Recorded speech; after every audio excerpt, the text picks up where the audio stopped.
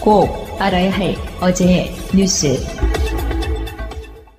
June 12th, in Singapore, I'll be meeting with Kim Jong-un to pursue a future of peace and security for the world. 북미 정상회담 일정이 확정되면서 앞으로 한 달 본격적인 준비 국면이 시작됐습니다. 트럼프 대통령은 회담이 큰 성공을 거둘 것이라고 거듭 장담했습니다. We're going to make a great deal for the world, for North Korea, for South Korea, for Japan, for China. 폼페이오 국무장관이 회담을 하루 연장할 수도 있다고 말했지만 트럼프 대통령은 테이블에 앉아 합의를 기다리고 있지는 않겠다며 단 한 번의 회담으로 타결할 뜻임을 내비쳤습니다. We're not going to be walked into an Iran deal where the negotiator, John Kerry, refused to leave the table. 트럼프 대통령의 이런 자신감은 비핵화에 대한 실질적인 의견 접근이 이미 물밑 대화를 통해 이루어졌기 때문이라는 관측이 나오고 있습니다. 분위기 조성을 위한 정상 외교 일정도 예정돼 있습니다. 트럼프 대통령은 싱가포르 회담에 앞서 오는 22일 한미 정상회담, 다음 달 초 G7 정상회의를 통해 동맹국들과의 조율을 매듭짓고 지지를 확보할 방침입니다. 미국이 한때 제네바 카드를 비중 있게 검토했던 가운데 초기엔 싱가포르와 몽골이 유력한 후보지로 부상했습니다. 평양 개최를 요구하는 북한과 이에 부담감을 느낀 미국이 절충점을 찾는 과정에서 싱가포르만이 가진 이점들이 부각되기 시작했습니다. 북미 양측의 공관이 존재하는 점, 또 치안이 안정적이며 회담을 뒷받침할 호텔 등의 인프라 역시 우수하다는 이유였습니다. 그러나 싱가포르 대세로는 곧 강력한 도전에 직면했습니다. 판문점에서의 성공적인 남북 정상회담 때문이었습니다. 남북 정상회담 바로 다음 날 한미 정상은 통화를 갖고 싱가포르와 판문점의 장단점에 대해 의견을 교환했습니다. 이 통화에선 인천 송도도 잠시 거론됐지만 트럼프 대통령은 주로 판문점에 대해 집중적인 질문을 건넸다고 청와대는 전했습니다. 이어 판문점을 후보지로 언급한 트럼프 대통령의 공개 발언이 나왔습니다. We are also talking about the possibility of the DMZ, Peace House, Freedom House, and there's something that I thought was intriguing. 그러나 트럼프 대통령의 참모들은 정치적 상징성이 강한 판문점에서 북미 정상이 만나는 건 필요 이상의 위험 부담을 안을 수 있다며 만류한 것으로 알려졌습니다. 결국 5월 4일 미국을 방문한 정의용 안보실장은 볼턴 안보보좌관으로부터 6월 12, 13일 싱가포르로 결정됐다는 통보를 받았습니다. 하지만 이틀 전 폼페이오 미국 국무장관의 2차 방북 전까지 청와대는 사태가 유동적이라고 보고 북미 간 논의에 촉각을 곤두세우기도 했습니다. 트럼프 대통령은 그제 문 대통령과의 통화에서 판문점을 끝내 배제한 데 대한 약간의 미안함을 느끼는 것 같았다고 청와대 관계자는 전했습니다. 문재인 대통령이 남북 정상회담 바로 다음 날인 지난달 28일 트럼프 미국 대통령과의 전화통화에서 남북미 회담의 개최 필요성을 언급했다고 청와대가 밝혔습니다. 청와대 핵심 관계자는 문재인 대통령이 남북미 새 정상이 만나는 것에 대해 얘기했고 트럼프 대통령도 관심을 표명했다고 말했습니다. 이 관계자는 또 두 정상의 통화에서 회담 장소에 대한 언급은 없었지만 판문점에서 열릴 가능성도 있다며 시기는 빠를수록 좋다고 설명했습니다. 북미 정상회담의 비핵화 합의, 그리고 남북미 정상회담의 종전선언에 이어 남북미 중 4국이 종전선언을 추인하고 평화협정 체결로 나아가는 게 문재인 대통령의 단계적인 한반도 평화 구상입니다. 청와대는 북미 회담 장소가 싱가포르로 확정되면서 북미 정상회담이 남북미 정상회담으로 곧바로 이어질 가능성이 무산된 데 대해선 아쉬움을 나타냈습니다. 하지만 남북미 정상회담이 판문점에서 열릴 가능성은 여전히 살아있다면서 판문점이 가진 상징성에 깊은 의미를 부여했습니다. 일각에서는 남북미 정상회담을 정전협정 체결일인 7월 27일에 맞춰 판문점에서 개최하는 방안을 추진할 수 있다는 관측도 제기되고 있습니다.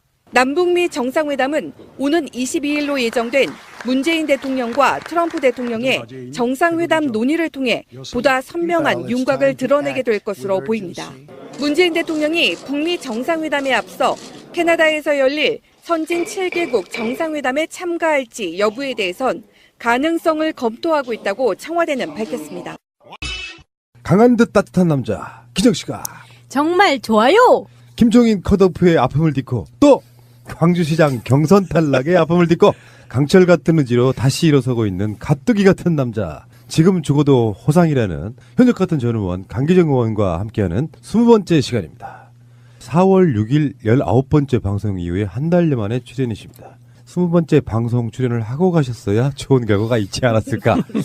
자, 어서 오십시오. 네, 잘 계십니까? 안녕하십니까? 예. 민주당 시장 후보로 경선에 나서 떠들어진 강기정입니다. 발음이 안 되네요.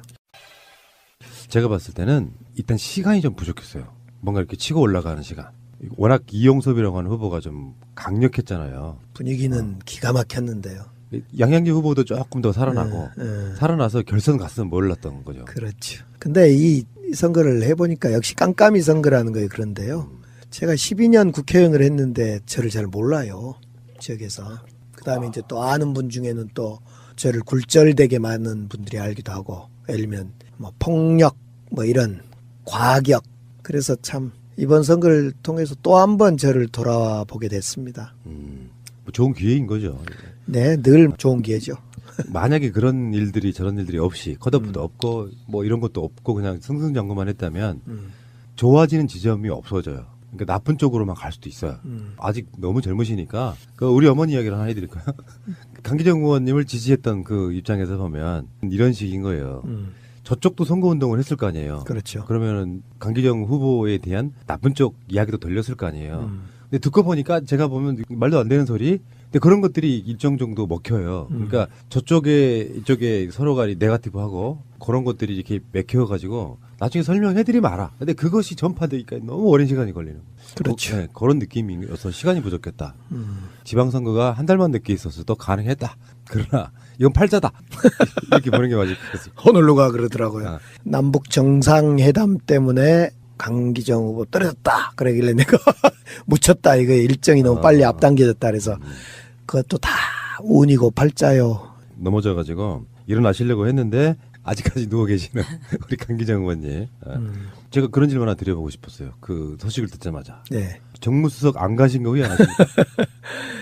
글쎄 뭐 정치적 판단이란 건 늘 그 당시에 최선의 판단을 하기 때문에 지금 뭐 아이고 이럴 걸 저럴 걸 하는 건 의미 없는 일이고요. 당시에는 제가 정무수석을 안 가겠다 제안을 거절했던 것은 당시에는 최선의 판단이었죠. 혹시나 네. 지금도 뭔가 온다면 실업률이 지금 매우 높아져 있잖아요. 청년 실업률도 혹시 높아져 있고. 일자리원회 부위원장 노리시나요? 그 이모키 선배가 네. 지금 일자리 부위원장 잘하고 계실 다 겁니다. 농담입니다. 네. 자, 선거 이렇게 뭐 속칭 빡세게 뛰어보고 네. 또 그리고 사실 선거에서 떨어진 경우는 십수년 만이잖아요. 그렇죠. 제가 쭉 삼선 한동안에 안 떨어졌고 그러니까. 지난 컷오프 될 때야 선거에 안 나갔으니까. 그래서 사실은 컷오프 될 때보다 이번이 좀 아팠어요. 왜냐하면 컷오프는 자의가 아니라 타이에 의해서 잘린 거고 이번에는 제 실력이 부족해서 떨어지다 보니까 그렇죠. 나란 사람이 여기까지밖에 아닌가 그래서 지금 한 20일 지났는데 지금 경선 떨어진 4월 20일이었으니까 20일 동안 참 또 저 자신이 보여지더라고요. 근데 저 자신이 누워있을 수 없는 것이 자꾸 주변에 이제 낙선자들이 많이 생기잖아요. 낙천자들이. 그러니까 주변에 뭐 구의원, 기초의원, 광역의원, 구청장. 그러니까 저도 죽겠는데 옆에 좋은 사람들이 어떤 이유로든 다양한 방식으로 되는 사람은 한 명이고 떨어진 사람이 3명이잖아요. 그러네요. 그러다 보니까 그분들 또 한편으로 또 저도 죽겠는데 그분들까지 이루어야 된다, 품어야 된다 이런 것 때문에 어제 이제 밤에 그래서 우리 전하 최영호 함께했던 최영호 청장, 민영배 청장과 함께 그 그룹과 함께 지난 날을 좀 되돌아보고 앞으로 희망을 좀 갖자 이런 자리도 갖고 그리고 나섰습니다. 의원님은 3자 단일화 할 때 네. 그때 의원님한테 떨어지신 분들은 도대체 뭐예요? 그러니까 이용섭이라고 하는 그렇죠. 광주시장 후보가 워낙에 큰 벽 같은 거였고 그리고 그분 자체가 또 관운도 엄청 따르시는 분이고 네. 지역 정가에서는 의원님보다야 훨씬 유명하신 분이고 뭐 이렇게 생각하면은 아무것도 아닌데. 그렇죠. 아. 뭐 선거라는 것이 또 이 공천이라는 것이 되는 사람이 있으면 안 되는 사람이 있고 그런 거기 때문에 이게 죽고 사는 문제가 아니기 때문에 그렇게 생각을 해야 됩니다. 그렇지 않고 이거 죽고 사는 문제 또 반드시 내가 돼야 된다라고 하면 병나고요. 못 사는 겁니다. 그러니까요. 지구를 떠나야죠.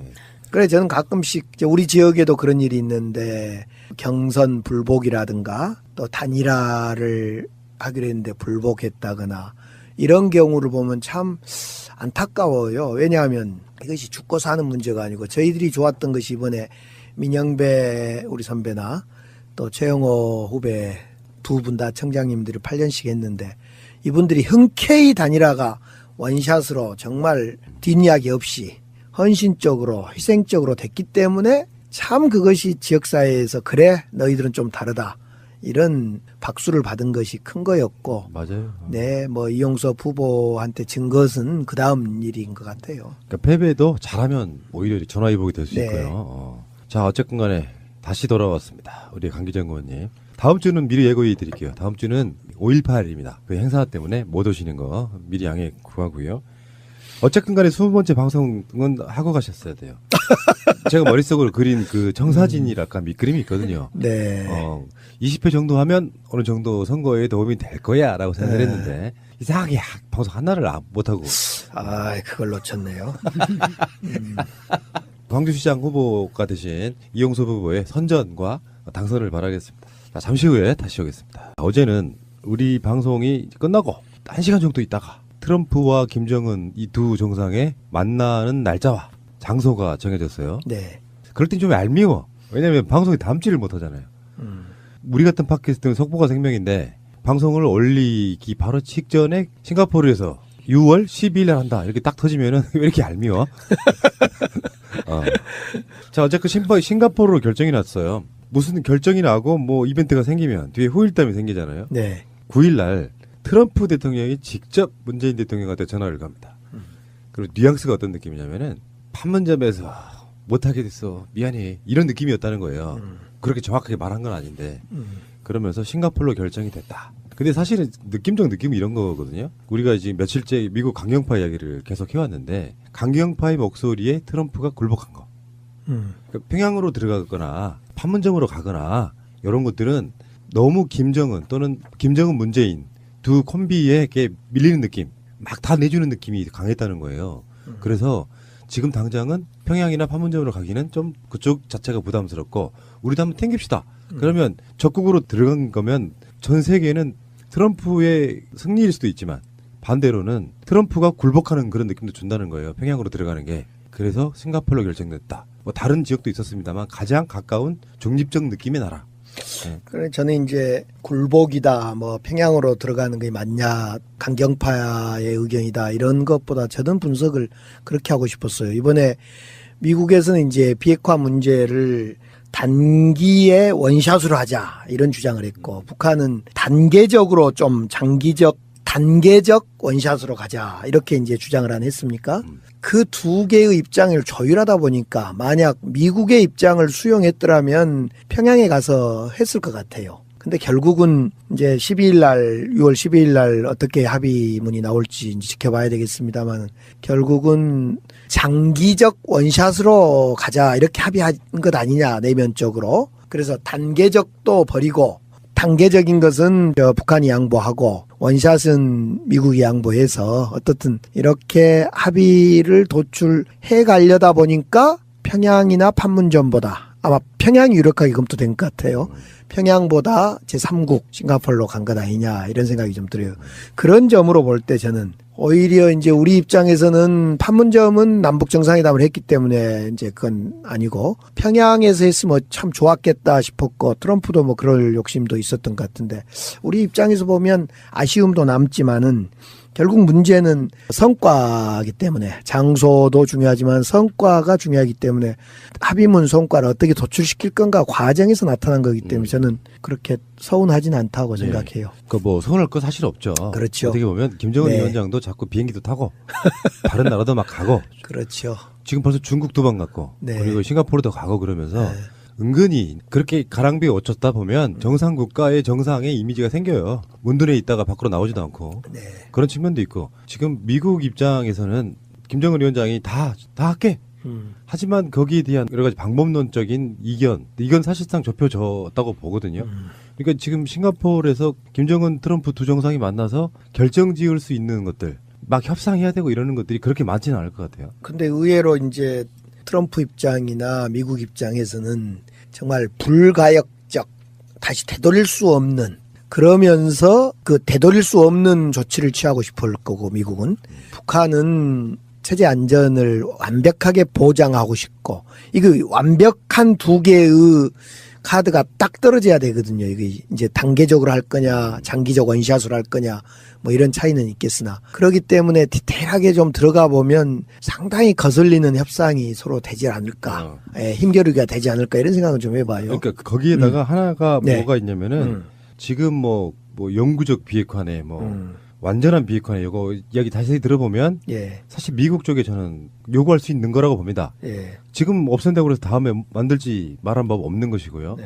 근데 김정은 위원장은 그게 지금 목표가 아니고 김정은 위원장의 생각은 딱 하라는 대로 다 할 테니까 앞으로 핵 만들 일도 없고 니들이 원한다면 뭐 있는지 없는지 모르지만 대량 살상무기, 생화무기 같은 것도 다 검증 받을 텐데 문제는 제재 조치를 빨리 해제해줘가 김정은의 목표처럼 보이거든요. 지루하게 뭔가 비핵화의 단계를 다 기다린 뒤에 뭘 하는 그런 느낌이 아니고 다 할 테니까 아예 안방 키 주고 제재도 빨리 풀어줘. 이게 가장 중요한 핵심이라고 봐요. 그러니까 이제 협상이란 것이 늘 주고받고 할 거예요. 일단은 그 3명 미국 국적인 3인을 이제 석방시켜준 것이 하나의 신호였고, 그러면 이제 우리도 과거에도 보면 우리 남북 회담 이번 과정에도 그랬는데, 결국은 미국 쪽에서는 한때 그런 보도도 있어요. 조선일보 보도였던가요? 핵과 관련된 데이터, 그동안 실험한 데이터와 거기에 참여했던 사람까지를 모두 조치를 취해라. 사람을 어떻게 조치를 취할지 모르겠지만 일부에서는 그러니까 누가 남쪽으로 데려오자 이런 이야기를 하던데, 그런 완전한 정말 영구적인 어떤 비핵화 조치를 주장하게 될 건데, 그 타당성 여부를 떠나서 결국은 영구적 완전한 비핵화가 이제 미국의 요구일 거고, 북한의 요구는 방금 이야기했던 걸 포함해서 체제 유지, 평화협정 아니겠는가 싶어요. 그래서 이것은 조금 남북 관계보다 좀 더 시간이 더 걸리지 않을까, 이런 생각이 좀 들어요. 이 자체도 또 역사적인 사건이에요. 그렇죠. 미국과 북한의 정상이 만나는 일 자체. 그리고 우리가 일본한테 배웠던 그 불가역적이라는 것이 지금 요즘에 많이 쓰이고 있는 건데, 트럼프가 아무리 성격이 괴팍해도 김정은이 우리가 처음에 알고 있었던 것처럼 뭔가 좀 포악한 느낌이라고 해도 그거 다 지우고 우리들 입장에서만 바라봤던 시각이고, 지금 이루어지고 있는 이 조치들을 김정은 위원장도 트럼프 대통령도 되돌리기는 힘들어요. 어쩌면 제 느낌은 그런 거였거든요. 요즘에 트럼프를 보면은 이게 농담으로 하는 말이 아니라 문재인 대통령에 대한 배려, 문재인 대통령에 대한 어떤 고마움, 국내적으로 고립된 사람은 해외에서 자기를, 사실 유럽 쪽은 트럼프를 좀 약간 알려보는 게 있거든요. 품위 없는 정상, 이런 느낌이 있어요. 근데 문재인 대통령은 깍듯하게 이렇게 예우를 해주잖아요. 무슨 일만 있으면 직접 통화해서 이렇게 상의하고 이렇게 하잖아요. 그러니까 문재인 대통령이 사실상 유력한 나라들 중에 유일한, 아베 포함, 아베는 약간 딸랑이니까 좀 약간 개념이 다르죠. 그래서 문재인 대통령이 사실상 트럼프가 기대는 정상이 된 것 같아요, 느낌적으로. 나라의 규모는 엄청 작지만 트럼프는 딱 그 느낌이에요. 문재인 대통령을 봐서라도, 왜 가끔씩 우리가 그런 표현 쓰잖아요. 그러니까 말이 뭐 말 한마디가 천냥빚을 갚는다고, 그 문재인 대통령이 작년부터 트럼프에 대한 예우를 깍듯이 하잖아요. 트럼프 때문에 북한이 문을 열기 시작했다. 또 이번에도 뭐 트럼프 입장에서는 3명을 석방하는, 송환하는데 우리 문재인 대통령과 우리 정부가 노력한 거에 대해서 감사를 표하는 것, 이런 걸 볼 때 말 한마디가 천냥빚을 갚는 거에 분명한 것 같아요. 맞습니다. 진정성 있게 대하니까 네. 트럼프도 감옥배다. 제가 옛날에 그런 분석을 한 적이 있어요. 사업가로서만 살아왔던 사람은 대부분의 사람들을 사업가로서 이득을 위해서 만나잖아요. 네. 근데 한국적 정서는 이런 게 있어요. 서로 이렇게 잘 챙겨주고 정도 있고 뭔가 믿음과 신의 같은 말이죠. 요 느낌. 그러니까 문재인 대통령의 전략이라면 김정은 위원장한테도 트럼프 대통령한테도 믿음을 심어주는 작업을 꽤 오랜 시간 동안 해온 거거든요. 그 믿음을 바탕으로 뭔가 하니까 결국에는 평양이든 판문점이든 또는 싱가포르이든 이런 식의 결과가 도출되는 거라서 만나는 것 자체는 사건 해결에 90%는 끝난 거라고 저는 보거든요. 의제 조율 안 되고는 장소와 날짜를 그렇죠. 이렇게 특정하지 없어요. 않고 그렇죠. 그런 점에서 장소와 날짜를 지정했다는 것은 의제가 많이 접근돼 있다는 거죠. 그동안 국무장관 폼페이오가 2번을 갔나요? 네, 맞습니다. 2번을 가면서 성의를 서로 보인 것 같아요. 그런 점에서 많이 접근돼 있을 것 같고 정말로 한반도에 획기적인 어떤 변화의 기운이 지금 몰려온 것 아니냐 싶어요. 예. 엄청난 사건이죠. 미국 대통령과 북한의 정치적 수반이 만나는 것 자체가 역사적인 사건이에요. 그 역사를 돌아가 보면 그런 거였잖아요. 6.25라는 게 있었고 중국과 소련은 북한을 편을 들었고 남한은 미국과 연합군이 편을 들어서 전쟁이 끝났는데 완벽한 적성 국가잖아요. 네. 휴전 상태로 지금 전쟁 중인 나라란 말이에요. 그런 상황에서 몇십 년 만에 두 나라의 정상이 만나는 상황이에요. 이거는 그 자체가 역사적인 사건인 거죠. 북한이라고 하는 나라도 국제사회에 이제 나오는 정말 이렇게 나오게는 우리한테 굉장히 중요한 일이거든요. 북한이 경제 발전이라든지 뭐 이런 식의 여러 가지 어떤 국제사회의 맛을 보잖아요. 그런 것도 되돌리기 힘들어요. 이미 김정은 위원장 자체가 집권해서 굉장히 많이 개방했다고 그러거든요. 근데 핵실험 때문에 이제 계속 제재 조치를 당하면서 좀 어려움을 겪고 있는 거니까 일단 김정은 위원장 입장에서는 다 열고 싶을 거예요. 신년사를 보면 그게 답이 보여요. 국민 여러분들 그동안 핵 만들고 그러느라 고생 많이 하셨다. 앞으로는 우리가 잘 먹고 잘 살아야 된다가 올해 1월 1일 신년사에 그대로 담겨 있습니다. 그러면 여기서 질문. 그 정상회담을 제3국에서 하는 경우는 그렇게 많지 않았잖아요, 지금까지. 할 수는 있죠. 대부분의 정상회담은 협상이나 이런 건 제네바 협상이나 이렇게 3국에서 많이 안 했던가요? G20 같은 거 할 때도 가서 네. 다 개별적 회담 하잖아요. 아, 그래요? 그래서 저는 이 비용 처리는 어떻게 되나. 아, 그런가요? 분파이. 이것은 지난번에는 판문점 밑에 우리 지역에서 했으니까 우리가 다 됐죠. 그런데 이 경우는 어떻게 하죠, 정말? 반반 낼 것 같은데 반반. 조금 제가 생각했을 땐 미국이 될 것 같습니다. 그래요? 워낙 못 사는 나라는 인식이 있잖아요. 근데 그거를 뭐 벼룩이 간을 빼먹는다고 터치페이 하자 이럴 수 있나? 아니 북한도 자존심 있는 나라인데 야 뭐 그 나라 크기 국력 크기대로 내자 n분의 1 하자 이러지 않을까요? 아 근데 이런 거 참 날카로운 질문이네. 정말 너무 날카로워서 내가 지금 궁금했어. 배였다 내가 찔렸다. 예. 호텔 처제 비용 같은 거나 뭐 그러니까. 이런 것들은 뭐 각자가 낼 하고. 거고 예. 그거 이제 회담장이 이게 당일치기라는 거 아니에요. 잠도 안 자고 그냥 뭐 의전 같은 것도 없을 거 아니에요. 만나서 그냥 단판 짓는 거거든요. 그러면 공동으로 만나는 회담 장소 정도는 본파이 하면 되지 뭐. 거기도 그 다리가 있을까요? 무슨 다리입니까? 그 도보다리. 도보다리 하나. 싱가포르에 그 큰 다리가 있는데 그 뭔 다리? 너무 멀면요 걸어가기 힘들어요. 가다가 돌아와야죠. 반환점 두고. 우리나라 마포대교가 딱 좋은데 1.1km. 그러면 그렇게 긴 다리를 가게 되면 그 한량에 떨어져서 김정은은 언어가 영어가 되나요 혹시? 된다는 얘기가 아 있죠. 그래요? 그래서 통역 없이? 예, 통역이 필요 없을 것 같아요. 아 그러니까 유학 갔을 때 공부 열심히 했으면 잘할 거고 열심히 안 했으면 못할 거고. 그럼 확실히 다리가 필요하겠는데요. 네. 자 그러면 싱가포르를 결정하기까지의 폼페이오의 두 차례에 걸친 방북은 굉장히 중요한 의미를 가져요. 미국의 국무장관은 사실상의 그 나라 2인자예요. 부통령이 있긴 한데 외무부 장관 대신이기도 하고 외교 쪽만 또 하는 것도 아니에요. 그래서 이름이 국무부 장관이잖아요. 그 국무부 장관이 우리나라로 따지면 이낙연 총리가 왔다 갔다 총리죠, 한 총리. 거죠. 예. 그런 느낌으로 두 번이나 왔다 갔다 했다는 건 트럼프도 애 탄 거죠. 그러니까 폼페이오의 두 번째 방북은 저는 그렇게 보이거든요. 미국 내 강경파가 이렇게 주장을 하고 있는데 그거 들어줄 수 있냐? 이거에 대한 논의를 하러 갔다고 보거든요. 그 느낌. 그래서 김정은이 또 오케이. 폼페이오가 두 번째로 방북하고 나서 비행기 타고 날아오면서 했던 뭐 말이 그런 거였다 그러죠. 아, 정말 긴 하루였다라고. 그러니까 그 조율 과정이 쉽지는 않았을 것 같은데 김정은 위원장 입장에서는 초지일관 저는 이렇게 봐요. 메시지가 복잡한 게 아니에요. 핵무기에 관해서만큼은 우리가 다 어떤 방식이든 간에 다 수용할 테니까 아까 제가 말씀드린 것처럼 제재 조치를 최대한 빨리 푸는 방법을 한번 찾아주세요. 저는 이게 핵심 중에 핵심일 것 같거든요. 네, 그러니까 이제 김정은 북한 입장에서는 지금 두 가지 조치를 했지 않습니까? 하나가 핵실험장을 폭파했고 이미 또 하나는 3인의 어떤 정치범이라고 불리운 사람을 송환했고 두 가지 가시적 조치를 취하면서 성의를 보인 거죠, 지금. 그래서 그런 거에 기반해서 이제 6월 12일 날 어떤 합의, 비핵화에 대한 프로그램에 대한 합의를 해내면 이제 사실상 협상은 종료가 되는 거죠. 이제 후속 조치만 남는 거기 때문에 그런 점에서 김정은 위원장도 최대한 아무튼 성의를 보이는 거고 미국은 미국대로 또 미국의 내부의 강경파를 설득하는 그럴 이유도 있었고 또 여러 가지 이유 때문에 그 트럼프는 트럼프대로 최선을 다한 것이 있는 것 같아요. 정성이 들어간 것 같아요, 둘이가. 예. 그리고 이제 싱가포르 자체의 색깔, 무색무취. 정치적으로 외국에 자기들 목소리 안 내는 걸로 유명한 나라예요. 작기도 하고. 그리고 싱가포르에는 그러니까 우리나라뿐만 아니라 미국, 북한 대사관이 다 있습니다. 예. 그러니까 북한의 입장에서도 거기에 이미 자기 우군이 있는 거예요. 이 관점에서 보면 싱가포르가 좋고 또 너무 멀리 가기는 좀 부담스럽고 싱가포르면 가까우니까. 싱가포르 저도 한 2번을 가봤는데 나라가 조그마하고요. 해안에 껴있고 조그마하고 소위 경찰 국가다. 그러니까 경찰 공무원들이 전체적으로 그 사회에 많이 깔려있는 그런 나라이기도 하던데요. 네.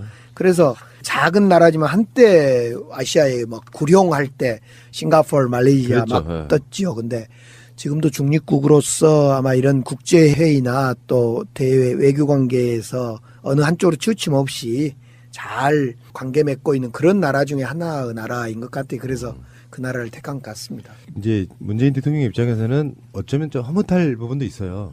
결국엔 나의 어떤 뚝심 있는 오랜 시간 동안의 노력이 결실을 맺는 하이라이트잖아요. 이제. 네. 이제 이간질한 언론은 보면은 문재인 대통령이 판문점을 권했는데 트럼프가 안 받아줘. 그거는 권할 수는 있지만 여러 가지 고려 사항에 의해서 전화했다는 거 아니에요. 네. 아이고 판문점은 어쩔까요? 이번에는 안 되겠는데 트럼프가 딱 그 느낌으로 이야기했다는 거 아니에요. 그러니까 이제 우리 바람은 정전협정이 맺어진 그때 그 장소 판문점에서 다시 한번 미국과 북한이 딱 평화협정문으로 쓰면 얼마나 좋을까 이런 거였는데 그런데 저는 조만간에 문재인 대통령이 또 미국을 가지요. 20일 날 갑니까? 그 과정에 또 여러 가지 그 의제 조율을 한국의 입장에서 또 의제 조율을 많이 하지 않을까 싶어요. 그런 점에서 확실히 이번에 보면 한중일 성명 낸 것도 그렇고 우리 문재인 대통령이 운전대를 확실히 잡은 건 분명해 보여요. 예. 근데 이분 보니까 그냥 네. 운전대를 잡은 게 아니라 카레이스 느낌이 나요. 너무 잘해. 영암 가면 F1 경기장 있잖아요. 거기 혹시 가보셨어요? 망했어요, 그거. 지금 이제 안 해요? 안 해요. 오 마이 갓. 그거 엄청나게 돈 들여서 했는데 해서는 안 될 일을 했는데 결국 망했어요. 그랬구나. 네. 아이고 안타까워라. 거기 그 자동차 그 경주장에 고추 말리고요. 농작물도 말리고 뭐 그런다는 후문이 있습니다. 결국은 국민의 돈을 이렇게 썼나? 어마어마하게 들어갔어요. 이번에 KTX 타고 올라오다 보니까 네. 전라도 쪽 이렇게 홍보하는 영상을 이렇게 봤어요. 네. 근데 거기에 분명히 영암 F1이 쓰여 있었는데 불과 며칠 전이었는데 지금 거기를 어떻게 뭘로 쓸 거냐를 고민하고 있답니다. F1 경기는 안 합니다 지금. 그 수요가 너무 없었던 거죠? 수요도 없고 경기 그 유치한 데 드는 돈이 너무 많아서요. 그쪽에 요구하는 게 많아서 그에 비해서 수입은 없고 그런 문제가 있었던 것 같아요. 그러면 이게 이제 그걸 유치하신 분의 어떤 실패네요. 정책적 실패. 지금 저 감옥에 가 있는 박준영 도지사 의원. 그러니까요. 거기 실패입니다. 그것은. 그러네요. 네. 알겠습니다. 이런 거 있잖아요. 나중에는 남북 정상회담 유치하는 뭐 이런 게 있으면 좋겠어. 지방자치단체들의 정례화된다고 했잖아요. 그러면 2번 만날 것이 예상이 되지만 1년에 4번을 받고 그러니까 계절에 한 번씩 만나는데 각 지자체들이 자기 지역으로 세우려고 막 유치하는 거야. 평양에 가가지고 로비도 하고. 사실은 문재인 대통령이 이야기하는 지방 분권 연방제 수준으로 만약 우리 대한민국이 자리매김되어 있다면 그 지방과 지방 간의 교류를 많이 하면 통일이 훨씬 더 빨라질 거라고 봐요. 독일식이 이제 그렇게 됐던데 주정부와 주정부끼리 동독과 서독이 넘나들 정부와 정부가 아니라 연방정부와 연방정부가 아니라 동독의 주정부와 서독의 주정부가 막 만나니까 그냥 빨리 흡수가 되죠. 서로 간에. 예, 그래서 우리도 지방정부끼리 뭐 교류해야 되는데 아직 우리 한반도 상황은 그런 상황이 전혀 아니기 때문에. 예. 알겠습니다. 어쨌건 또 희망이 보이는 그런 이야기였고요. 잠시 후에 다시 오겠습니다. 근데 6월 12일이면 네. 6.13 바로 하루 전날이거든요. 근데 이제 언론의 설레발은 지방선거 전날을 하니까 물론 불리할 건 없죠. 그런데 이미 피크점을 찍고 있기 때문에 지방선거 바로 전날 한다고 해서 더 뭔가 문재인 대통령 또는 여당에 유리한 선거만 되지는 않을 것이다라고 봐요. 그러니까 이게 마이너스는 아니겠지만 크게 플러스도 되지 않을 것 같은 그런 느낌이 좀 있거든요. 오히려 이제 어떤 분들은 6.12 북한 미국 회담 때문에 투표율을 거기에 정신이 팔려서 투표율이 낮아질 거다. 이렇게 분석하는 분들도 계세요. 그런데 저는 이 6.12 조미회담, 북한과 미국과의 회담과 우리 6.13 지방선거는 사실상 관계없는 거다. 실제로 관계없이 잡혔을 거고 6월 12일로 또 6월 13일 지방선거를 염두에 두고 과연 북한이나 미국이 잡았을까? 전혀 그렇지는 않는 것 같아요. 과거 같으면 북한이 이제 북풍을 보여주기 위해서 과거 군부 정권하고 짜고 뭐 북풍도 일으키고 막 그랬던 적이 있었던 것 같은데 지금은 그럴 이유도 없고 그러니까 6월 12일 잡힌 것은 5월 말 6월 초에 하기로 했던 북한과 미국 회담 날짜가 G7을 피해서 잡다 보니까 가장 빠른 날짜가 12일 아니었나. 묘하게 그날이 13일 전날이어서 우연치고는 참 이런 우연이 없었는데 꼭 유리한 것만 아니라는 게 그런 지점인데 네. 이미 문재인 대통령 취임 1주년과 4.27 그 회담의 여파 등으로 저는 피크점을 찍었다고 보고 예. 문재인 대통령이 남북 통일을 시키는 날도 이상 지지율 찍기는 힘들어요. 그런 사람들이 있잖아요. 아무리 잘해도 싫어하는 사람들이 있어요. 이 사람들마저 어떻게 돌릴 수 있는 방법은 없어요. 그리고 민주주의 사회에서는 지지율 50%만 넘으면 돼요. 지금 너무 과해. 뭐 75%, 80% 오늘은 뭐 갤럽의 수치가 떨어졌다 그러는데 떨어져서도 약 80%예요. 저는 저도 이제 후보로 나와서 떨어진 후보입니다만은 유일하게 그동안 대한민국 선거에서 지방선거, 총선, 대선을 포함해서 색깔론이 먹혀 들어가지 않거나 색깔론이 없는 선거가 이번 선거일 거다. 얼마 전에 홍준표 자유한국당 대표가 빨갱이 이야기를 한번 했는데 전혀 통하지가 않잖아요. 그래서 그런 걸로 볼 때는 이번 6.13 지방선거가 유일하게 색깔론, 빨갱이, 북풍 이런 것이 없는 선거라는 점에서 참 의미 있는 선거다 이렇게 생각이 좀 들고요. 그래서 북미 정상회담의 날짜와 6.13 지방선거는 사실상 관련이 없지만은 이미 4.27과 6.12를 통해서 6.13 선거의 어떤 그런 색깔론 선거를 하지 못하도록 원천 봉쇄된 것은 어마어마한 큰 우리한테 득이다 이런 생각이 듭니다. 지방선거 직전에 미북 정상회담이 확정된 것에 대해 문재인 정부의 정치적 의도가 개입된 것은 아닌지 의심스러운 면도 없지는 않지만 그럼에도 불구하고 싱가포르에서 개최될 6.12 미북 정상회담에서 영구적인 핵폐기, 검증 가능하며 불가역적인 핵폐기가 합의된다면 자유한국당은 환영할 것입니다. 6.12 미북 정상회담의 성공을 기대합니다. 그 불씨를 살려보고자 여러 가지 폄훼를 했지만 네. 안 먹히고 그렇죠. 그러니까 결국에 이제 매달리고 있는 게 이제 드루킹. 여기 매달리면서 어떻게든지 지방선거 때 살아남으려고 하는 건데. 드루킹은 북한에서 보내면 뭐 간첩이거나 이런 거 아니죠? 그럴 수도 있죠. 드루킹은 저는 처음에 드루킹이라고 해서 어디 미국인이 왔다냐. 네. 그래서 닉네임도 저처럼 우리나라 말을 써야 됩니다. 푸른 나무 이렇게.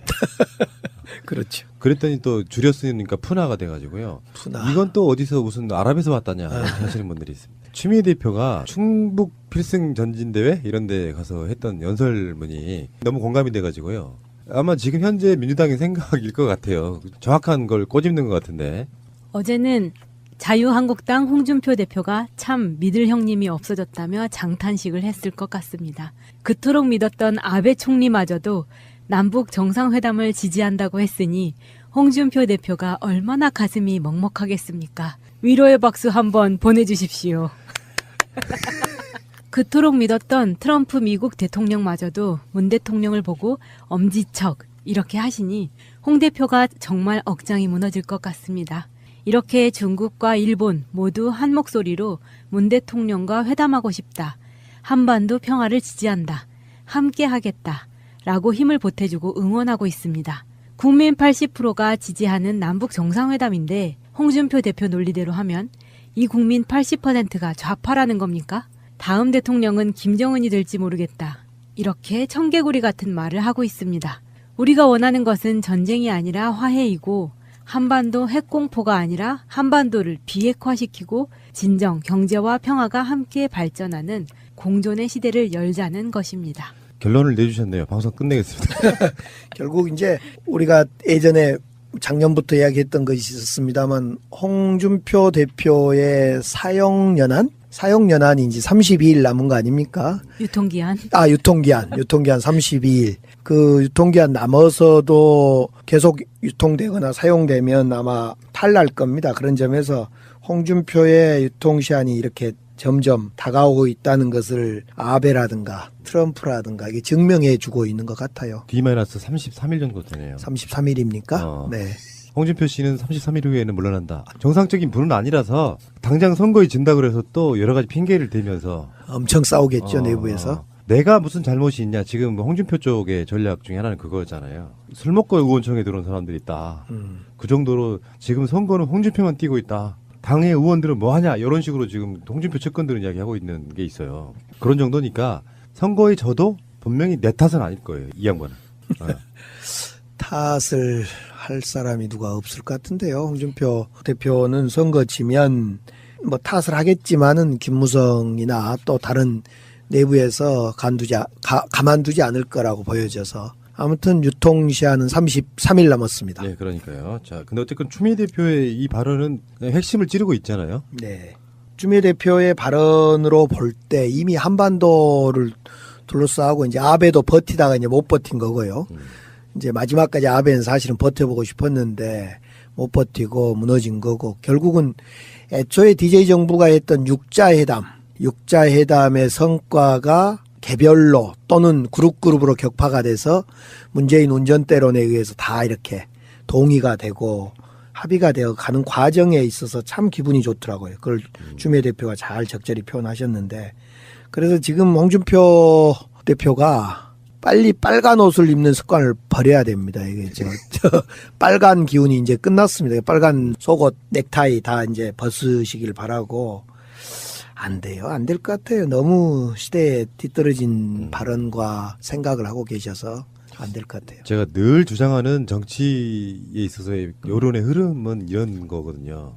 예를 들어서 국민 80% 이상이 전폭적으로 지지하는 아젠다에 대해서 내 마음의 심사가 좀 뒤틀려가지고 마음에 안 들면은 말 안 하면 돼요. 말 안 하면 저 사람이 말 안 하는 걸로 갖고 뭐라고 하진 않아요. 반대 목소리를 내잖아요. 그러면 국민은 바보가 아니잖아요. 이제 국민이 정치인을 가르칠 정도의 수준까지 올라온 거예요. 근데 그 다수는 국민이란 말이죠. 문재인 대통령의 남북 화해에 대한 그 노력을 지지해라고 말하고 있고 생각하고 있는 국민 입장에서 보면 반대 목소리 내는 쪽은 지금까지 평생 지지해 왔더라도 저 새끼 이렇게 저 모자란 짓을 저렇게 하지? 그러면서 조금씩 심정적 간극이 벌어져요. 자기가 반대하는 목소리 내는 사람 자체는. 조용히 있으면 돼요. 그러면 이게 시간이 좀 지난 뒤에 그런 어떤 열풍들이 불거난 뒤에 그때 나와서 정치적인 활동에도 문제가 안 되는데 다수 국민들의 뜻에 반하는 목소리를 장기간 내버리잖아요. 그러면 앞으로는 다시는 찍을 수 없는 표가 돼버리는 거죠. 홍준표가 굉장히 중요하게 지금 자유한국당에서 악역 역할을 하고 있는 거예요. 20% 정도를 결집시키겠다고. 그렇죠. 지금 아마 그런 점에서 김경수 후보가 나와 있는 경남은 홍준표 후보가 마지막으로 붙을 수 있는 유일한 곳이기 때문에 많은 수를 내려고 많이 광고를 할 거예요. 뭐 여러 가지 좋은 거든 안 좋은 거든 그런 점에서 우리가 긴장을 해야 될 것 같고 홍준표 대표는 스타일이 전혀 안 바뀌었어요. 과거나 지금이나 생각이나 스타일이나. 그래도 왜 의원님 저 정무수석 네. 이야기 나왔을 때 환영했던 홍준표가 강기정이면 이렇게 했다고 하는 거 보면은 이제 우군이 하나 사라지는 것 같습니다. 안타깝습니다. 정무수석이 저였다면 상황이 바뀌었을까? 전혀 그렇지 않을 것 같아요. 홍준표 대표의 생각이 바뀌어야지 생각이. 아, 그렇군요. 네. 명예 정무수석께서 말씀하셨습니다. 국민들은 국가의 존재 이유가 무엇이냐고 물었습니다. 어려울 때 국가가 지켜주고 있다는 믿음을 주어야 그것이 국가의 존재 이유입니다. 자, 지금 국회가 공전 중인데 이게 우리나라 국회의 고질병 같은 느낌도 있어요. 어떤 정치 이슈 하나만 있으면 국회가 올스톱되고 진짜 통과시켜야 될 걸 통과 못 시키고 지금 다른 건 몰라도 국회의원 4명에 대한 사퇴 서류를 처리해줘야 14일까지 네. 처리해줘야 이분들이 재보궐선거를 할 수 있는데 지금 드루킹 뭐 특검 받고 안 받고 하는 문제로 자유한국당이 저렇게 안 하고 있으니 정세균 국회의장 입장에서는 지금 이제 임기가 다 끝나지 않습니까? 그 과정에서 마지막 국회를 열지도 못하고 국회의원들 사퇴서 처리도 못하는 상태로 끝날 수가 없으니 지금 뉘앙스가 국민들은 직권상정해라. 정세균 의장은 그게 그렇게 쉬운 문제는 아닌데 점점점 그런데 한번 생각해 볼까 여기까지 온 것 같아요.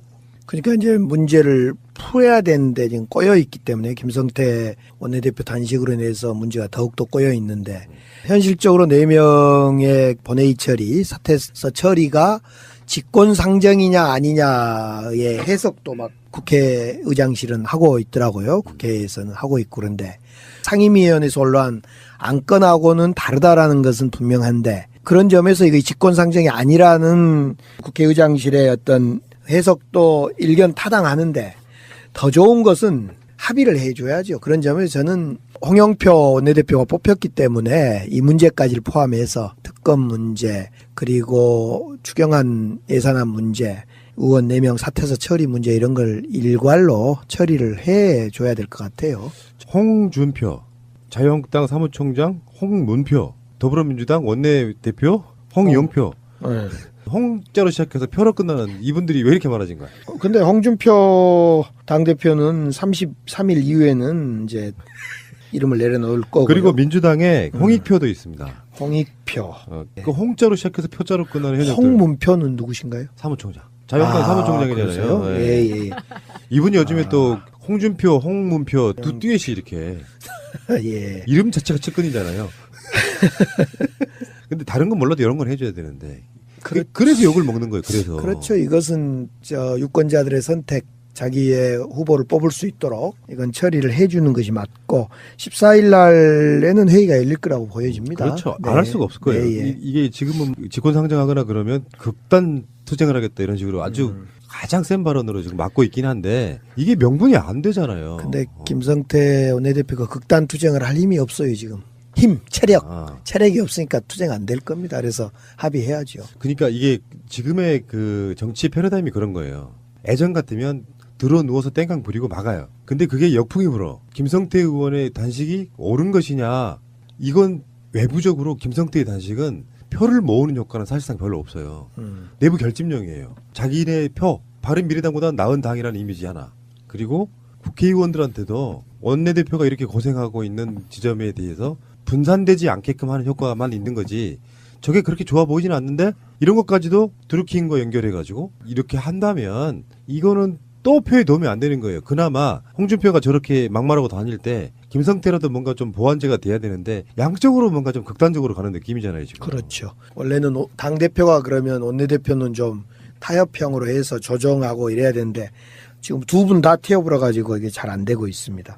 아무튼 이럴 때일수록 국회의장 또 새로 뽑힌 홍영표 원내대표가 타협을 잘 해놔야 될 것 같아요. 국회는 어떻든 타협이 돼야 되는 것이기 때문에요. 타협이 잘 되냐 안 되냐 생각들이 다 달리고 당의 이익이 있기 때문에 국회는 타협을 잘하는 것이어야 될 거예요. 그러니까 저는 이제 그 정치를 이렇게 밖에서 바라보면서 느낀 것 중에 하나 그런 거예요. 반전 효과라는 게 있는데 자유한국당이 문재인 정부 출범해서 어느 한 가지라도 흔쾌히 뭔가 도와준 느낌이 있으면요. 드루킹 사건 같은 게 터지면 그게 여론의 힘을 좀 받는 부분이 있어요. 아 그래? 이런 사건이 있었어 할 수 있는데 처음부터 그냥 발목 잡기로 해서 지금까지 가다 보니까 양치기 소년 효과 같은 거거든요. 쟤네들 하는 말이 원래 그렇지 뭐 이런 느낌이 들어서 알아보려고 하지도 않는. 그러니까 드루킹을 아무리 이슈로 던져놔도 사람들이 반응하지 않는 거거든요. 평상시 착한 일을 하면 나중에 이런 문제가 터졌을 때 사람들이 감정적으로 돕는다는 뜻이에요. 정치인도 마찬가지고 정당도 마찬가지고 모든 정치적 아젠다가 그렇더라고요. 처음부터 끝까지 반대를 위한 반대를 일삼다 보니 어떤 이슈를 끌고 와도 사람들한테 안 먹히는 거예요. 너 원래 그런 놈들. 우리가 야당일 때는 그런 정치를 안 했는데요. 그러니까 2008년 9월경 제가 이제 정세균 당대표일 때 제가 비서실장 할 때 그때만 하더라도 글로벌 경제가 위기여서 엄청 어려울 때 우리가 정부를 도와서 한일 통화 수합 협정도 맺어졌던 그런 건데 그때 조건 없이 정부를 도왔어요. 그때는 경제가 어려우니까. 또 2012년 박근혜 정부가 출범할 때도 정부조직법 정말 말도 안 된 정부조직법이 있었어요. 막 해경을 해체하고 뭐 여성부 해체하고 통일부 없애려. 그럼에도 불구하고 저희들이 크게 협조하고 이랬던 적이 있는데 이 지금 자유한국당은 홍준표 대표를 포함해서 자유한국당은 뭐 안철수 대표도 그랬죠. 전혀 협조를 안 해줘 버리니까 스스로가 스스로의 신뢰를 무너뜨리고 국민으로부터 지지를 철회하게 만들었던 자업자득이 이럴 때 나온 것 같아요. 네. 자유한국당의 이야기처럼 극한 투쟁하겠다는 건데 사실 극한 투쟁을 하게 되면 선거에 더 어려워집니다. 이게 자유한국당의 자충수가 될 수도 있어요. 극단 투쟁하겠다고는 하지만 그 시점에 가면 극단 투쟁을 할 수가 없는 상태. 지방선거가 딱 한 달 남기 시작하는 시점이잖아요. 14일이면은. 그렇죠. 현재 국회의원 제적이 293석이에요. 뭐 이래저래 사퇴하신 분들 합쳐서. 네. 이 과반 출석에 과반 찬성이잖아요. 그래서 147명이 참석하면 돼요. 네. 자유한국당하고 바른미래당이 표결을 참석하지 않아도 예. 지금 현재 이거 의원직 사퇴서를 처리할 수 있는 걸 반대할 사람은 사실 없을 거라고 봐서 바른미래당이 참석할 것처럼 보이기도 하고요. 어쨌건 간에 이것만 처리하는 거라고 하면 이것저것 다 해서 148석이 나옵니다. 네. 그렇다 보니까 어쨌건 통과시킬 수 있는 부분인데 이걸 가지고 또 명분 없이 어그로를 끌게 되면 선거에 더 불리해지는 상황이 저는 올 거라고 보는 거예요. 이것은 내석은 월요일 날 14일 날 처리해야 되고요. 뭐 이건 뭐 다른 협상하고 걸지 말고 이건 자연스럽게 처리하고 나머지 이슈에 대해서는 이제 새로운 지도부가 만들어지니까 잘 협상해 나가야 될 것 같아요. 이것은 조건을 걸으면 안 됩니다. 내석 이 점에 대해서는. 정치를 외부에서 보는 입장에서 보면 자유한국당의 정치는 정치가 아니에요. 국민의 마음을 얻을 수 있는 그 예전의 패러다임은 뭐, 왜 그게 통했냐면은 언론들이 일제히 자기 편 들어주고 지상파부터 시작해가지고 그래서 말도 안 되는 아젠다를 던지면 정치적으로 이렇게 격하게 부딪힐 때 야당도 나쁜 놈, 여당도 나쁜 놈 이런 분위기로 몰고 가는 측면도 있고 그러면서 고정 지지표가 많은 정당이 선거를 이기는 구도 이런 식의 메커니즘이었단 말이죠. 네. 시대가 완전히 바뀌었고 자기 당의 뿌리 바로 국민들로부터 불과 1년 전에 파면당한 세력이라는 인식이 없으니까 아직까지도 철저한 반성이 없는 거라고 보고요. 그러니까 지금 홍준표 자유한국당에서는 제가 볼 때는 그랬으면 좋겠어요. 외교나 안보나 뭐 이렇게 남북관계에 잘 여는 문제는 흔쾌히 동의해주고 박수 쳐주고 만약 우리 문재인 정부 1년이 지금 지났는데 좀 부족하고 아쉽다. 이런 부분에 대해서는 질타를 하고 야당으로서 어떤 견제와 비판을 하면 국민들은 아마 다시 야당에 박수를 보낼 거예요. 근데 잘한 거든 못한 거든 모든 것을 반대해버리고 극한 투쟁으로 가버리니까 국민들이 마음을 주고 싶어도 줄 수가 없으니까 결국 이번 김성태 원내대표에 대한 폭행 사건 같은 경우도 결국 자유한국당 지지자라는 거 아니었습니까? 결국은 그렇게 내부에서 스스로들이 불만들이 표출될 거고 이것이 33일 이후에 6.13 선거 끝나면 바로 폭발적으로 표출되지 않을까 싶어요. 저요. 그러니까 문재인 대통령은 더보다리에서 김정은 위원장과 멋지게 대화하는데요. 자유한국당의 홍준표나 김성태 모양 몰골이 있잖아요. 지지하는 입장에서는 그게 속칭 뽀대가 안 나는 거예요. 지지하는 사람이 뭔가 좀 스마트해 보이고 멋져 보이고 그래야 되는데 한 명은 건드려가지라고 다니고 한 명은 지금 저 국회에서 저렇게 막 머리도 안 감고 그래가지고 약간 노숙자처럼 만약에 문재인 대통령이 현실적인 악이라고 하면 그게 먹혀요. 근데 문재인 대통령이 약자 느낌도 좀 나요. 착해 보이기도 하고 그 이미지와 김성태 같은 부류가 저렇게 노숙하고 있으면은 이 이미지 대비가 말이 안 된다는 거죠. 그러니까 못 이기는 거죠. 그럼에도 불구하고 우리들이 더욱더 정말 진정성 있게 설득하고 손 잡아 끌어주고 그래야지 국회라는 건 의석이 말해주는 거고 우리가 아무리 지난번 개헌을 하고 싶어 해도 의석 때문에 절대 안 됐던 것처럼 결국 우리는 목적이 야당과 싸우는 게 목적이 아니라 또 야당을 없애는 게 목적이 아니고 우리의 좋은 개혁 입법을 통과시키고 그래야 되기 때문에 만나러 가려고 그래요. 복식부터 해야죠, 지금은. 그렇지 않아도 이분 자체가 이렇게 풍성해 보이는 분은 아닌데 몸만 상하지 사실은 명분도 없는 단식 아닙니까? 네. 예. 알겠습니다. 조건 없는 드루킹 특검을 요구하며 단식 농성에 들어갔던 김성태 원내대표가 9일째인 오늘 무기한 노숙 당신을 중단했습니다. 더 이상의 단식이 위험하다는 의료진의 권유와 의원총회에서 모아진 의원 전원의 권고를 수용한 것으로 알려졌습니다. 광주 집값은 좀 떨어지고 있습니까? 광주 집값이 올라요. 올라요. 예. 부동산 대책을 두세 차례 거쳐서 발표를 했는데 예. 사실은 정치적 아젠다 드루킹이네 남북 정상회담보다 더 피부로 와닿을 거는 정권 교체한 보람 있네? 어제 문재인 대통령이 취임 1주년 페이스북 글을 보면 그런 비슷한 느낌이 있거든요. 네. 잘 뽑았네. 뭐 이런 느낌을 가졌으면 좋겠다. 나중에 우리 국민들이. 근데 체감적으로 와닿는 문제는 저는 부동산 문제가 여러 가지 중에 하나라고 봐요. 뭐 일자리라든지 부동산이라든지 여론, 복지 뭐 이런 것들. 근데 부동산이 이제 4월 달부터 다 아시는 분들 아시겠지만 집을 2채 이상 보유한 사람들은 보유세를 더 내거나 아니면 임대사업자로 등록해라 이렇게 방안을 만들어줬어요. 네. 어쨌건 임대사업자로 등록하면 8년 동안은 못 팔아요. 네. 임대사업자로 등록해놓고 보유세를 피하고 세금을 피한 뒤에 바로 팔 수가 그렇게 하면 안 되니까요. 근데 실제로 올해 4월까지 그 조치가 이제 시작된 게 4월 1일이었는데 올해 4월 말까지 임대사업자로 등록한 건수가 6만 400여 명인데요. 6만 454명인데 이게 작년 같은 기간에 비해서 4배나 늘어난 수치라고 하니까 네. 일단 부동산 정책이 효과를 보고 있긴 한 거죠.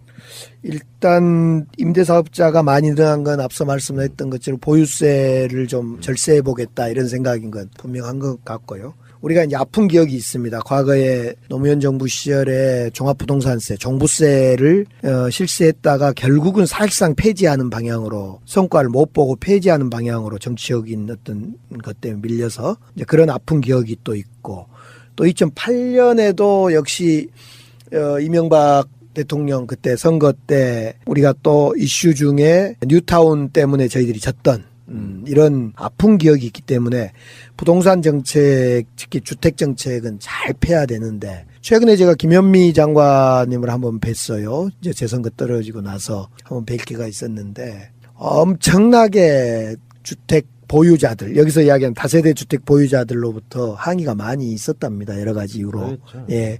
근데 그걸 끝끝내 잘 견뎌내겠다 이런 이야기를 하더라고요. 그래서 지금 이 정책 방향의 큰 흐름은 맞는 것 같아요. 일단 임대사업자로 등록해서 주택이 없는 사람들에게 좀 잘 나눠질 수 있도록 이런 과정은 잘한 것 같아요. 이게 지금 뭐 지방 어디 가면은 집 한 채 1억 원짜리도 있을 거 아니에요. 그래서 그 1억 원짜리를 5채를 갖고 있어도 보유세가 나오냐 아닙니다. 집을 2채 이상 갖고 있는데 그 합산 가액이 6억 원을 넘어가는 것에 대해서 종부세 이런 걸 내야 되는 상황이에요. 그러니까 은행에서 빚내서 자기 돈은 10원도 없이 집 담보로 집을 사가지고 그걸로 이제 뺑뺑이 돌리면서 팔고 막 이러는 과정을 거치는 진짜 전문 판매업자들인데 이런 사람들이 집값을 올리는 요소가 되기도 하고 강남 쪽만 어느 정도 잡을 수 있다고 하면 집값은 우리나라에서 집값 잡는 건 그렇게 어려운 문제는 아닐 거라고 봐요. 그러니까 투기 지역이라고 분류되는 그런데 경기도 서울 중심으로 이제 그렇고 저의 사는 곳 광주 북구 문흥동인데 저는 38평 아파트 1억 5천에 사서 지금 2억 몇천밖에 안 돼. 이런 건 2채 가지고 있어도요. 뭐 아무 문제가 안 될 정도입니다.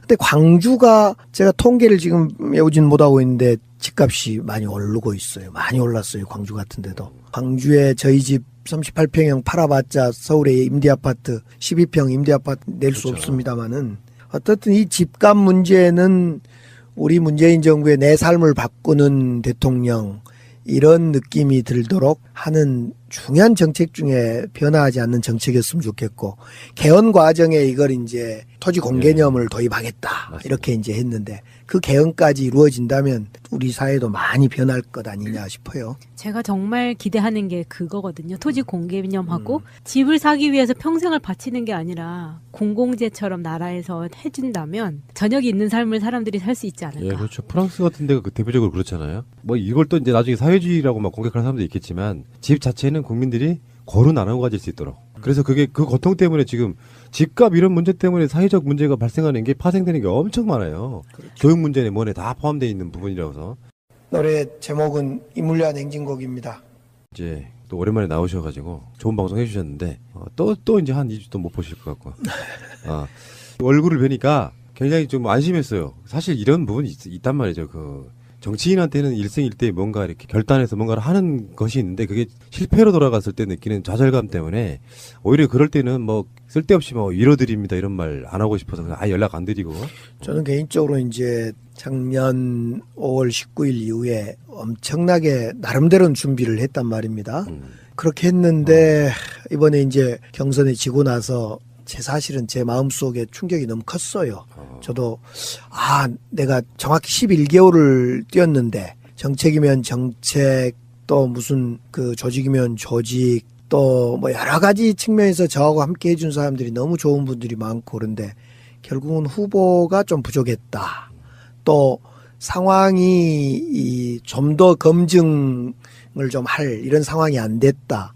이런 아쉬움은 있는데 어쨌든 그러다 보니까 11개월 만에 제가 이걸 패배하고 나서 좌절하고 나서 충격이 좀 있었어요. 그런데 저는 뭐 사실은 제 모든 걸 사실상 다 걸었거든요. 뭐 문재인 대통령께서 일 좀 같이 해주자 손도 잡았는데 제가 그것도 뭐 그때 당시에 좀 뿌리치고 했었을 정도로 모든 걸 걸고 했는데 잘 안 됐어요. 그래서 제가 한참 한 20일 동안 지금 멍하니 있다가 이래서는 안 되겠다. 이 호랑이한테 물려가도 정신 차려야 된다 하더라. 이런 생각 가지고 정신을 차리기 위해서 저 사실은 통 그 방송 뉴스 검색도 안 하고 보지도 않고 있다가 최근에 이제 오늘 이렇게 20번째 이렇게 나오면서 또 다시 뉴스 검색도 좀 하고 이러고 왔습니다. 예. 네. 시간 금방 가요. 아시잖아요.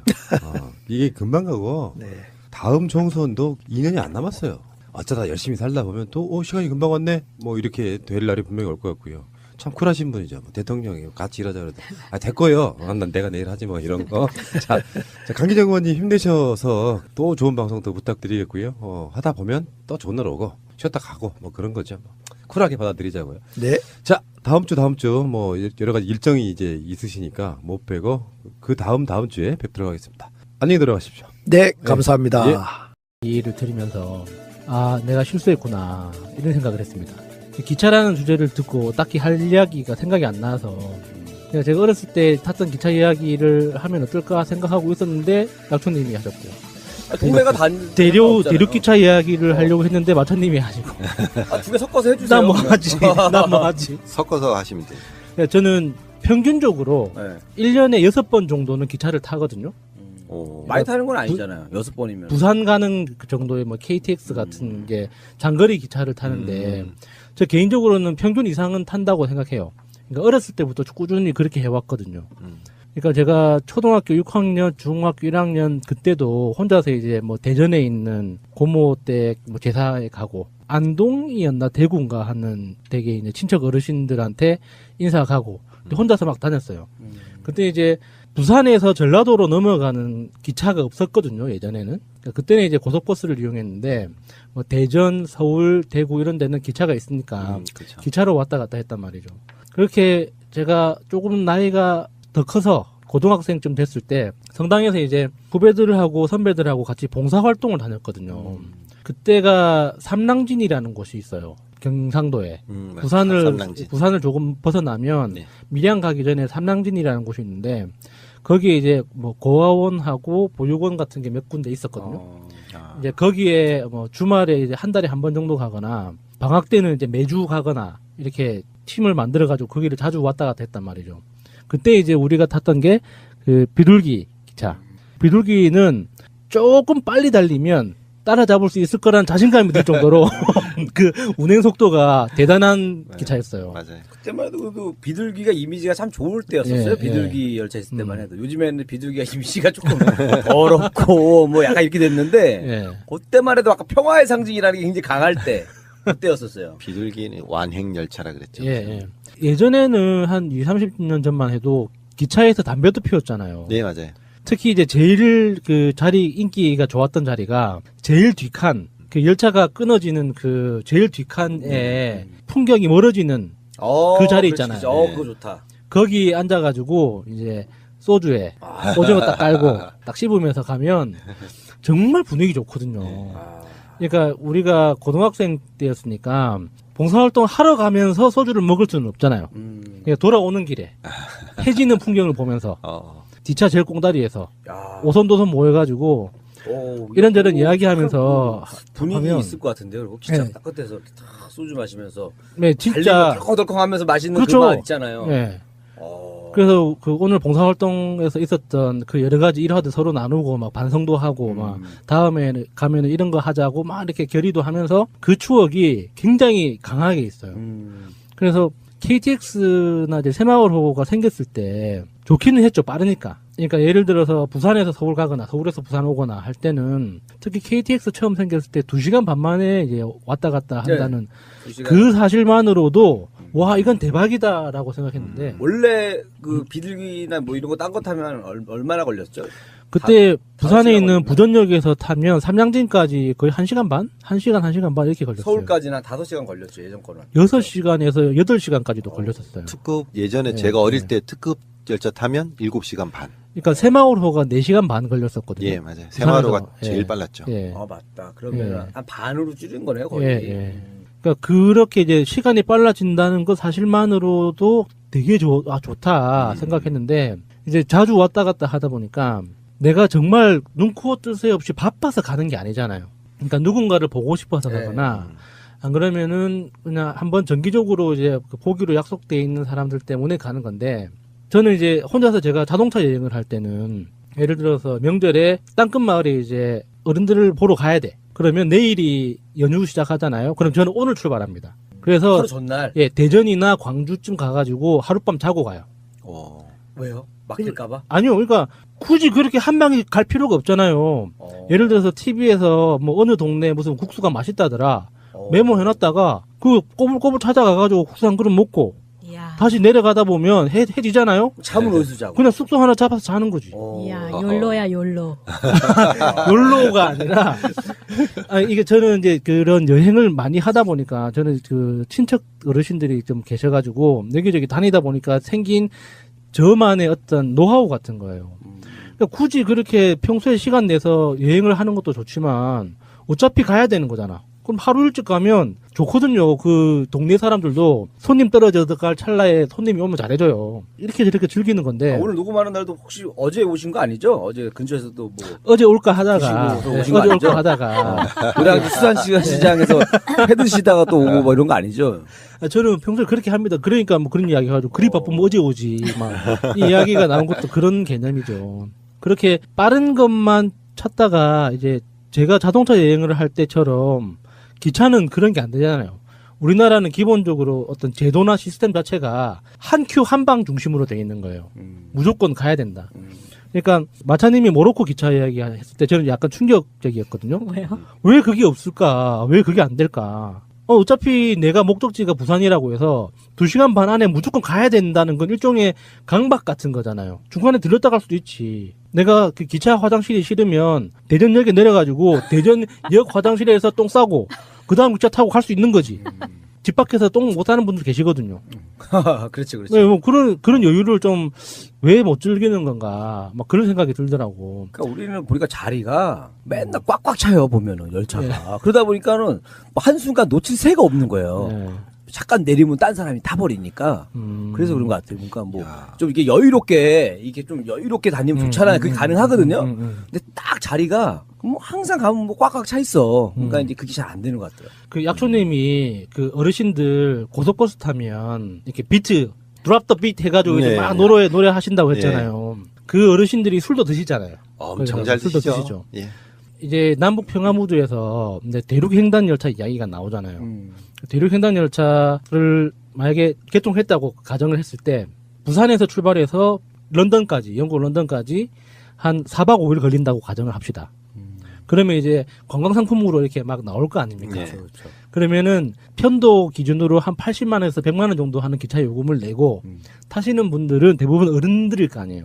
그렇죠. 어른들. 예. 젊은 사람보다 어르신들이 많을 거잖아. 그러면 그 어르신들이 기차 안에서 뭘 할까 생각해 보면 약간 오싹해지는 느낌이 들더라고. 또 아까 또 뭐 또 묻지마 관광이 또 기차에 적용되는 건가요? 소주 먹고 음악 틀어놓고 사실 이렇게 우리나라가 이렇게 급격한 경제 성장을 하다 보니까 개인이 어떤 조용하게 즐길 수 있는 여가 시간에 대한 그 문화가 조성이 안 돼 있어요. 그래서 어떤 여유가 생기면 노래 부르고 춤추고 놀고 이게 흥이 많다는 측면에서는 굉장히 좋은 건데 혼자 있는 시간을 어떻게 견디지 못하는 그런 분위기가 있거든요.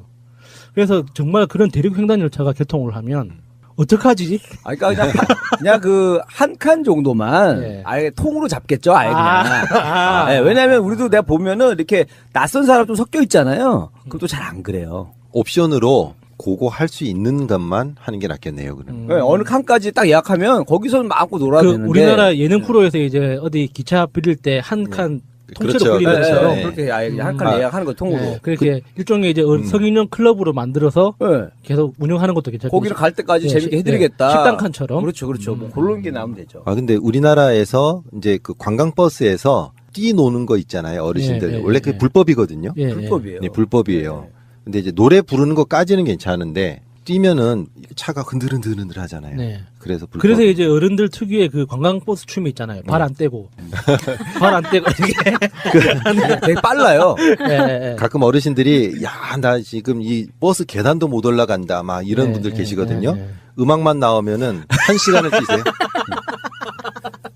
근데 제가 한 부분에 그거 좀 넣어주세요. 불법이라는 거. 태클 들어올 수 있어. 그래서 이게 우리가 대륙 횡단 열차라고 이야기를 많이 들었지만 그 대륙이라는 게 보통 유라시아 대륙으로 생각을 하잖아요. 우리가 알고 있는 게. 그러니까 우리 입장에서는요. 예, 부산에서 출발을 하면 두 가지 경로로 나눠지는데 러시아 통해 가지고 파리 거쳐서 영국까지 가는 그 루트가 하나 있고 다른 하나는 이제 그 중국 거쳐서 신의주 쪽 통해 가지고 개성 신의주 쪽으로 해서 중국으로 넘어가는.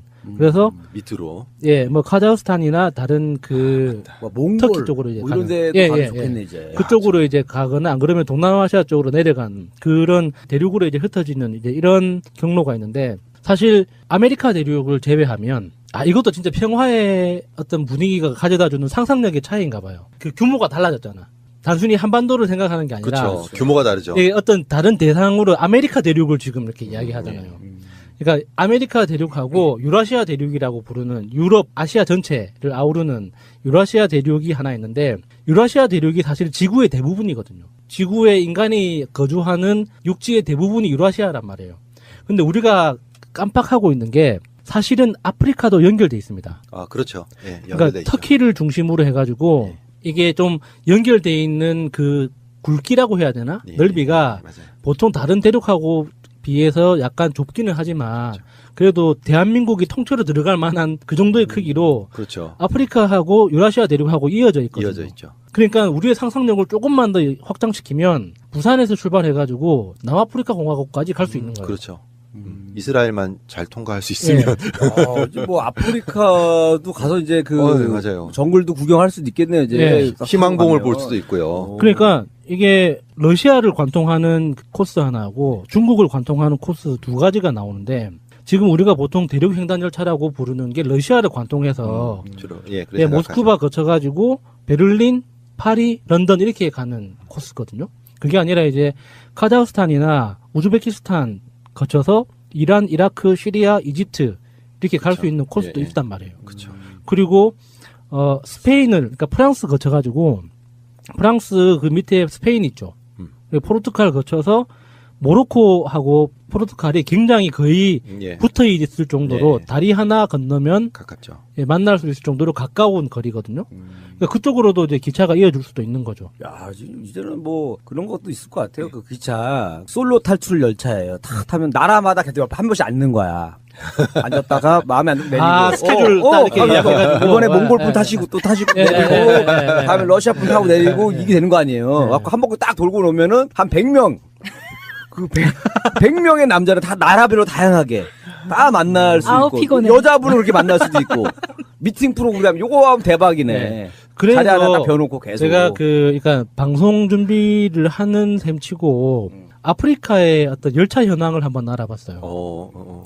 우리가 아프리카 하면은 굉장히 이제 좀 낙후하고 개발이 덜 된 이제 이런 그 나라라고 생각하기 때문에 기차라는 그러니까 예를 들어서 이제 아프리카의 북쪽이 이집트, 리비아, 알제리, 모로코 이렇거든요. 그러니까 이 아프리카 북쪽에서 제일 남쪽에 있는 남아프리카 공화국까지 이제 이어지는 종단 열차죠. 종단 열차가 과연 있는가 해서 찾아보니까 없어요. 종단은 없군요. 위에 연결하는 건 그러니까 있어도. 횡단 열차도 논의만 됐지 제대로 이렇게 만들어진 적이 없더라고요. 그러면 우리가 이제 만약에 아프리카 종단 열차까지 생긴다면 우리한테 어떤 일이 생길까 이런 상상을 하다가 이 상상이 어디까지 이어지게 됐냐면 베링해를 연결하는 열차는 과연 불가능한 건가. 그게 뭐냐면 러시아에서 알라스카 이어지는 곳 있죠. 예. 러시아에서 알라스카로 이어지는 그 땅 사이가 굉장히 좁아요. 그러니까 그 거리가 어느 정도냐면 우리나라에서 저기 대마도 정도의 거리, 부산에서 대마도 정도 거리 정도밖에 안 돼요. 그러니까 만약에 하고자만 한다면 그쪽으로도 터널이 불가능한 건 아닌 거죠. 할 수 있겠네요. 그러면 이제 또 다른 이제 상상을 하게 되는 거예요. 이게 부산에서 출발해가지고 단순히 영국까지 가는 대륙 횡단 열차뿐만 아니라 저 브라질을 거쳐서 칠레, 아르헨티나 해서 희망봉까지. 이렇게 하려면 이제 우리나라가 좀 휴가 기간도 좀 늘려줘야 될 것 같아요. 만약에 이렇게 하면은. 그렇잖아요. 유럽 이렇게 싹 돌고 올래 그러면은 막 2주 정도 걸릴 것 같은데 기차로 갔다 오고 하면은 보통 이제 휴가가 길게 내주는 회사가 많지가 않잖아요. 문재인 대통령이 다 해결해 줄 겁니다, 그거는.